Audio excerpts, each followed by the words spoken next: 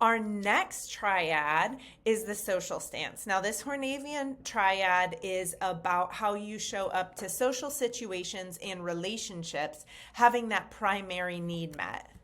So when you are looking at that desire that you have for harmony or security or love and connection and being supported, or if it's success, that's driving decisions and behaviors unconsciously when you are interacting with others, including on your team. If you show up to a meeting and you have social stances in mind, what you might observe is that assertives roll in and they say what they need. They're confident being able to communicate what it is that they want from a situation and what they have expectations to walk out of the meeting with. And they might not be aware, but unless you understand that others are different from you and they may even show up to social engagements with different expectations and standards of operating, you might think everyone works the same way you do. So assertives could show up thinking everybody's going to start the meeting saying what they need from the meeting. But if you are a compliant,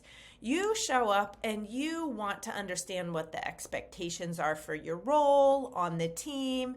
What are the social norms in a meeting? How do we conduct business? If there's an agenda, you want to follow the agenda and you're going to wait your turn to speak. You may not be as assertive and able to speak because you are respecting the standards that are set out already. You're going to understand what those are, and then you're going to meet and exceed those expectations as a way of meeting your needs, of getting it done well, of supporting others and being connected, or of getting some security and stability and knowing that you're moving forward with the best decision, or making sure that you have the team support in moving forward. In internals, in that dynamic, they are relying on themselves to have their needs met. So 4s and 5s, when they are in a meeting and they're hearing everything that's going on, they're going to retreat inside of themselves to think about how they feel and what they think about this and if they need additional knowledge. So they do not rely on others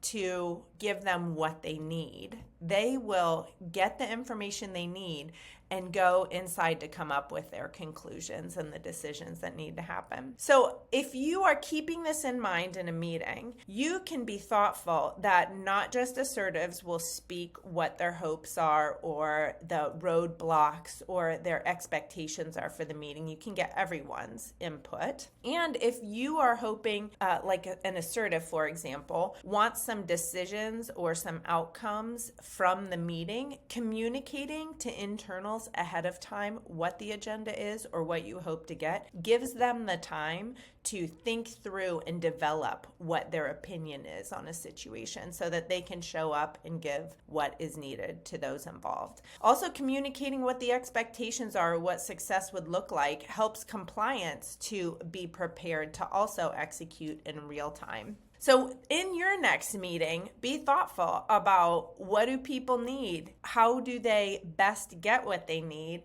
And can we get everyone's needs met about this meeting, either in preparation, during, or in follow-up to this meeting? And you might have more productive meetings knowing that these dynamics could be at play and others don't naturally operate the way that you operate.